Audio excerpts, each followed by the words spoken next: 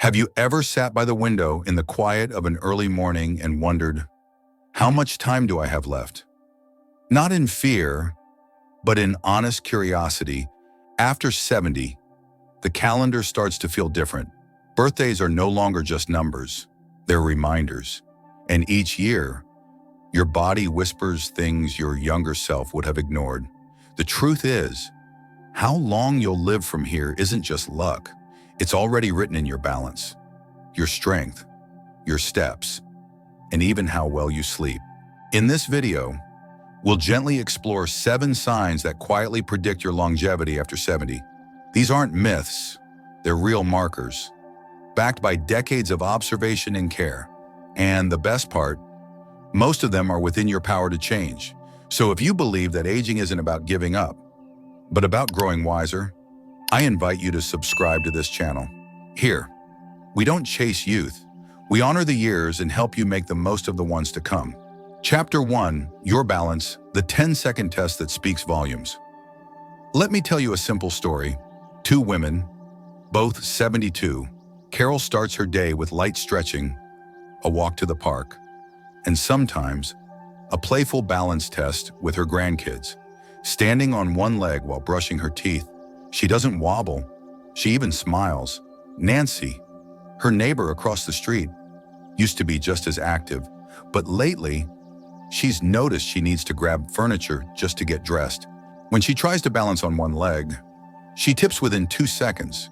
She chuckles, embarrassed, and says, "I guess I'm just getting old." But here's the truth. This small loss of balance is not a small thing. Balance isn't just about not falling. It's a window into your nervous system, muscle coordination, core strength, and even brain health. Doctors now use this simple 10-second one-leg test as a predictor of mortality risk. Studies show that people over 70 who cannot stand on one leg for at least 10 seconds are far more likely to experience falls, hospitalizations, and cognitive decline within the next decade. Why does this matter so much? Balance is a full-body orchestra. Your eyes, ears, muscles, joints, and brain all working together in harmony. When one part weakens, the whole system begins to fray. That's why Nancy's stumble isn't just about legs. It's about her long-term resilience. But here's the hopeful part. Balance is trainable, just like strength or flexibility. It can return with consistency. Start simply. Stand near a chair and lift one foot. Try holding for 10 seconds. If that feels impossible today, begin with 5. Tomorrow, maybe 6. Add heel-to-toe walks down your hallway, gentle Tai Chi, a bit of yoga. Over time, your body remembers and it rebuilds. So now, I gently invite you to try it. Stand up, hold on to something stable if needed. Lift one foot. Can you hold it for 10 seconds? If yes, celebrate that quiet strength. If not, don't panic, but don't ignore it either. Because how steady you stand today may decide how long you'll stay upright tomorrow. Chapter 2, Grip Strength. What your hands say about your future. Have you ever reached for a jar of pickles or tried twisting off a bottle cap and felt surprised by your weakness? That subtle shift, where things once effortless now require effort, is not just about age. It's about what your hands are telling you. Grip strength is one of the most powerful yet overlooked indicators of overall vitality in older adults. It reflects your muscle mass, nervous system health, and even your cardiovascular resilience, and science is catching up. Multiple studies have shown that people with strong grip strength tend to live longer, stay more independent, and recover faster when illness strikes. It's not just about how firmly you shake someone's hand, it's about how firmly you can still hold on to life itself. Let me tell you about 2 men. Robert is 78. Every morning, he carries his groceries from the market 2 blocks away. He does light dumbbell exercises a few times a week and still enjoys tightening bolts in his old workshop. His grip is firm, not forceful, but steady, confident. Then there's Walter, the same age. He's noticed something unsettling. Opening a stubborn jar lid makes him frustrated. Carrying shopping bags tires his arms quickly. Once, while walking his small dog, the leash slipped out of his hand. It's just aging, he tells himself, but the truth is deeper. Walter's weakening grip is a red flag, not a random inconvenience. As muscles shrink and nerves slow down, the decline starts in the hands before it spreads elsewhere. Weak grip strength has been linked to falls, slower recovery from surgery, even higher risk of heart disease and early death. But just like with balance, this is not the end of the story. Your body's always listening, always waiting to be supported. You can strengthen your grip starting today. No fancy equipment needed. Start by squeezing a tennis ball for 30 seconds a few times a day, or pick up light grocery bags and hold them for a minute before setting them down. If you have access to hand grippers, use them regularly while watching TV or sitting outside. Even hanging from a bar for a few seconds, if your joints allow, can gently restore hand and forearm strength. And perhaps most importantly, stay engaged in small daily movements that challenge your grip. Gardening, cooking, folding laundry, even holding a book without leaning it on a table. Because here's the truth, if your hands are getting weaker, chances are your entire body is quietly doing the same. And if your hands are still strong, that's not luck. That's life asking you to keep using them, actively, intentionally, lovingly. So right now, pause, curl your fingers around a water bottle, a book, anything nearby, squeeze gently. How does it feel? Easy, weak, surprising? That's your starting point. Chapter 3, Walking Speed, the pace that predicts your future. Sometimes, the most powerful signs don't come from medical tests or x-rays. They come from something as ordinary as your feet and how quickly they move. You may not think twice about how fast you walk, but your walking speed after 70 can quietly predict how many years you may still have ahead. Doctors call it gait speed, but you might just call it how you move through the world. And studies have shown that walking speed is directly tied to your heart's strength, your brain's clarity, your leg muscles, your lungs, and even your balance. People who maintain a steady pace well into their 70s and beyond tend to live longer, remain more independent, and experience fewer health crises. Let me share the story of two friends. Joe and Frank, both were 75. They lived in the same neighborhood, just a few blocks apart. Joe took a brisk morning walk every day, waving to neighbors, climbing the hill behind his house without hesitation. His stride was steady, confident. He crossed the street with ease, didn't need to pause when stepping off a curb. Frank, on the other hand, had started to slow down. His steps had grown smaller. He took frequent breaks, avoided uneven sidewalks, and sometimes hesitated before walking across a parking lot. It wasn't that Frank didn't care about his health. It was that he didn't notice the change happening, one slow step at a time. What Frank didn't know is that a decline in walking speed is rarely just about the legs. It can signal early neurological issues, heart problems, poor circulation, or hidden muscle loss. A slow gait isn't always a symptom. It can be a warning, a whisper that says, "Hey, something in your foundation needs attention." But here's the hope. Walking speed is not permanent. It can be trained. If you've noticed that you're walking slower than before, start small. Begin with short walks around your home, then aim for 10 minutes outdoors each day. Add in gentle leg exercises, sit to stand movements from a chair, light squats, or walking in place during commercial breaks. Focus on building strength in your thighs, calves, and core. These are your stabilizers, the muscles that carry your weight. And don't forget, posture matters. Keep your shoulders relaxed, your chest open, your gaze forward.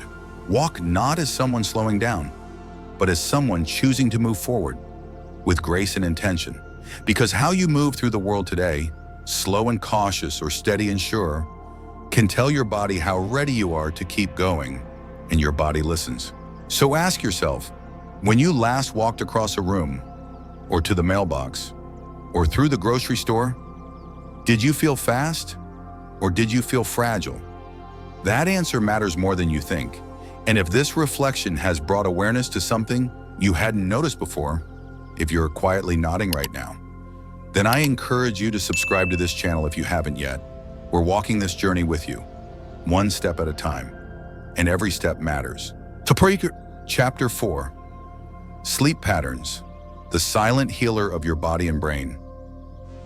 There's a kind of quiet that only comes at night, when the world softens, and all the busy thoughts from the day begin to slow. Sleep becomes the doorway through which your body walks into healing. But what if that door isn't opening the way it used to? After 70, sleep often changes. You may fall asleep faster but wake up more often, or you may lie in bed for hours, restless, staring at the ceiling. Some people brush it off. It's just part of aging. But the truth is, how well you sleep now says a great deal about how long and how well you'll live. Let's look at two men, Sam and Graham. Both are 74. Sam has always treated bedtime like a sacred ritual. Around 9 p.m., he dims the lights, puts away his phone, and listens to soft music or reads for a few minutes. He sleeps 7 hours, wakes up refreshed, and starts his day without dragging his feet. Graham, on the other hand, watches the news late into the night. He scrolls on his phone under bright lights, then lies in bed, tossing, turning, waking up 3 or 4 times. Some mornings, he doesn't even remember sleeping at all. He's tired, foggy, and irritable by mid-morning. The difference? It's not just routine, it's biology. During deep sleep, your brain clears toxins, your body repairs damaged tissues, your immune system strengthens, and your heart rate slows to heal the cardiovascular system. When sleep is shallow or interrupted, those processes don't finish, and over time, this leads to increased risk of memory loss, high blood pressure, weakened immunity, and accelerated aging. So if your nights have become fragmented, or you no longer feel rested, even after 8 hours in bed, it's not something to ignore. It's a quiet call for care. But there's good news. Your sleep can get better. Start by creating rhythm. Go to bed and wake up at the same time, even on weekends. Reduce screen time an hour before bed. Instead, try reading something gentle, listening to calming music, or simply sitting in silence. Let the mind unwind slowly. Avoid caffeine or heavy meals too late in the evening. And if you can, get morning sunlight just 15 minutes a day. It helps reset your body's internal clock, telling it when to be alert and when to rest. And finally, notice how your room feels. Is it too warm? Too noisy? Sometimes small changes, like blackout curtains, a fan for white noise, or softer sheets, can create a space that invites rest. Because sleep is not just recharging. It is your body's nightly appointment with healing. So tonight, as you prepare for bed, ask yourself, am I giving my body the stillness it needs to restore itself? Or am I rushing through rest, then wondering why I feel tired before noon? Chapter 5. Appetite and Eating Habits. What your hunger says about your health. There's something deeply human about enjoying a good meal, the smell of something warm on the stove, the comfort of a favorite dish, a small joy in preparing something for yourself. But after 70, something shifts. You may notice you're not as hungry. Meals feel more like tasks than pleasures. And slowly, almost without realizing it, you start skipping them. It happened to Susan. She was 74 when her daughter noticed the changes. The fridge was half empty. Her pantry, once filled with fresh ingredients, now had mostly processed snacks, crackers, instant soups, sugary drinks. Susan said she just wasn't that hungry anymore. I eat enough, she insisted, but she was losing weight. She looked tired, and food no longer brought her joy. In contrast, her friend Margaret, the same age, still loved cooking. She chopped vegetables every morning, made homemade soup on Sundays, and always sat down at the table to eat, even when she was alone.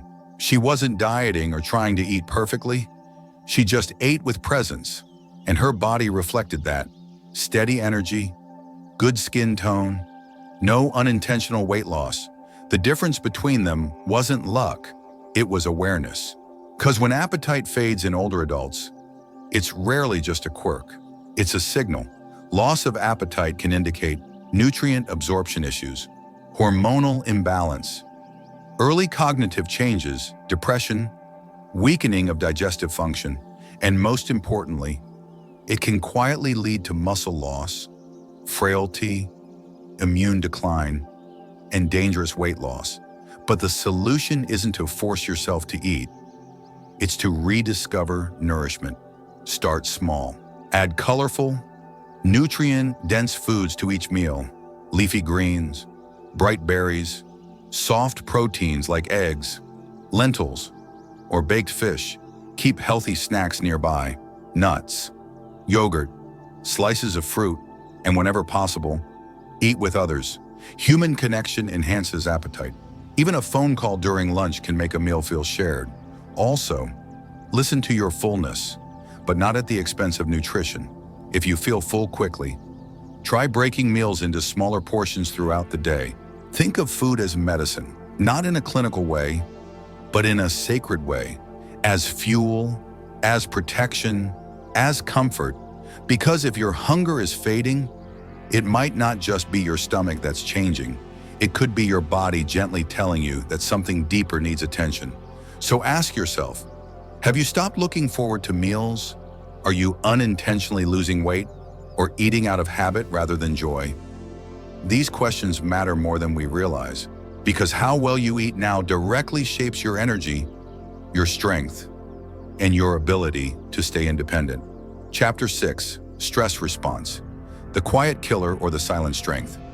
Not all dangers come with noise. Some arrive quietly under the surface, behind a smile, beneath the routine of your days.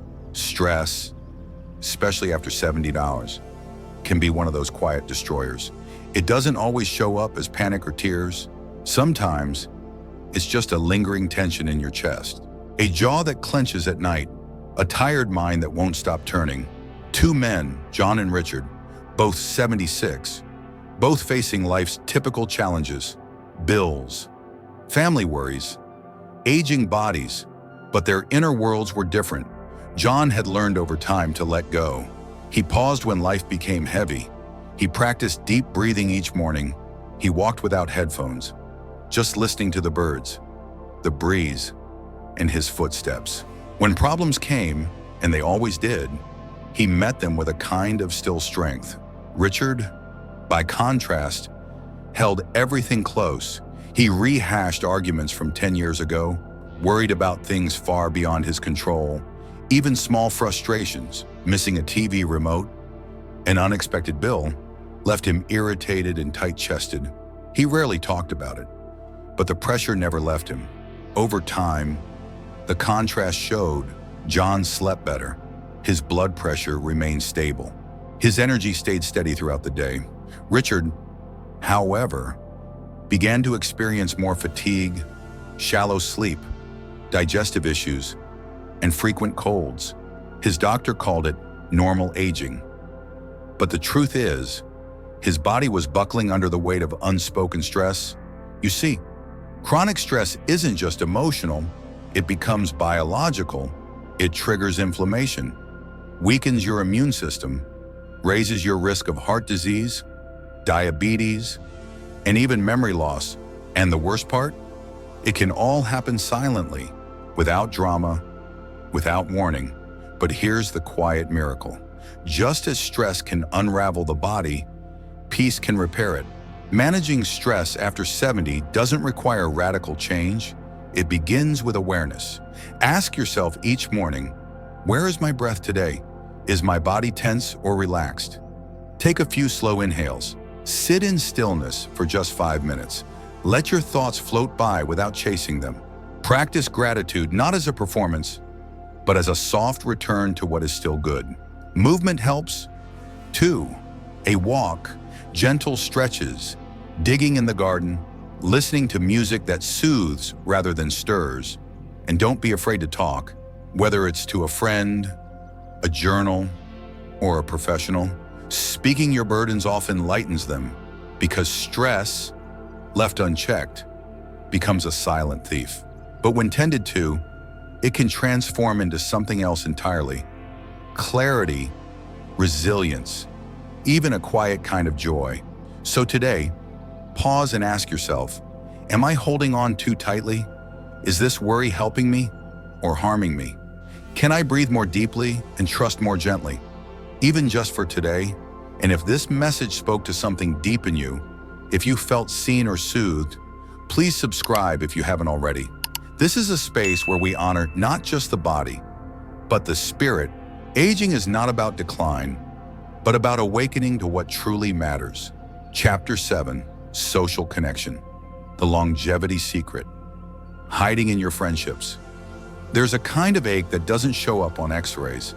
It doesn't make a sound, it doesn't bruise or swell, but it lives quietly in too many older hearts. That ache is loneliness, and after 70, it becomes one of the most underestimated threats to your health. You might think, I'm used to being alone, or I have family, even if we don't talk much. But science tells us this: humans are wired to connect, and when those connections fade, so too does the strength of the body, mind, and spirit. Let me share the stories of Eleanor and Barbara, both 78. Eleanor lives in a small cottage near a park. She's not surrounded by dozens of people, but she makes sure to see her book club every other Thursday. She calls her grandson every Sunday. And every morning, she waves to her neighbor while sipping tea by the window. These small gestures, tiny threads of connection, hold her gently in the web of life. Barbara, on the other hand, lives just a few blocks away. Her husband passed 5 years ago. Friends have drifted. The phone doesn't ring much anymore, and she rarely feels like calling anyone. She tells herself it's easier this way, quieter, simpler.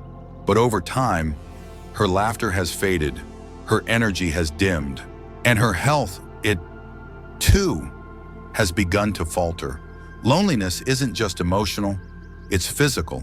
Studies show that social isolation is as harmful as smoking 15 cigarettes a day. It raises the risk of heart disease, stroke, depression, and even early death. The immune system weakens, the brain dulls, and the spirit begins to close in on itself. But here's the miracle. Connection doesn't require crowds. It doesn't demand loud parties or constant socializing. Sometimes, it's just a 5-minute conversation that brings your nervous system back into balance. A smile from someone who remembers your name, a letter was sent, a lunch was shared, a hand held.